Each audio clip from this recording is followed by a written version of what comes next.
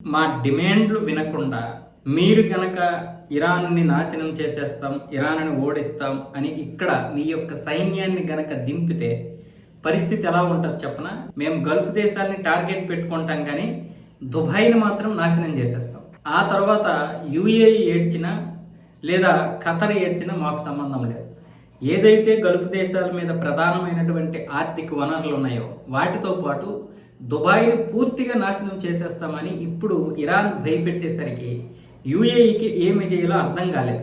UAE వెంటనే America మీద దీన్ని తక్కువ అంచనా వేయకండి అంటూ ఒత్తిడి తీసుకొచ్చింది. ఇరాన్ని మీరు తక్కువ అంచనా వేయకండి, ఇప్పుడు కేవలం మా మీదే దృష్టి పెట్టింది, దుబాయ్ మీద మాత్రమే దృష్టి పెట్టింది.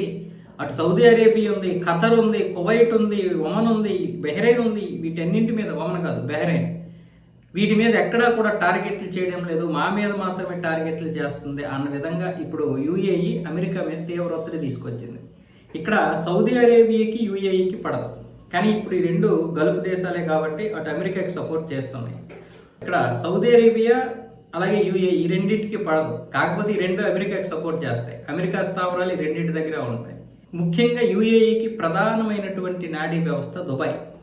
ఇక షార్జాను ఇవన్నీ పక్కన పెడితే దుబాయే ప్రధానమైనటువంటిది. ఈ దుబాయ్ కనుక నాశనం అయిపోయిందంటే యుఏఈ మొత్తం నాశనం అయిపోతుంది. ఆ విధంగా దాన్ని నిర్మించారు. అందుకే ఇప్పుడు ఇరాన్ చేసినటువంటి ప్రకటనకి దుబాయ్ గజగజ వణికిపోతుంది.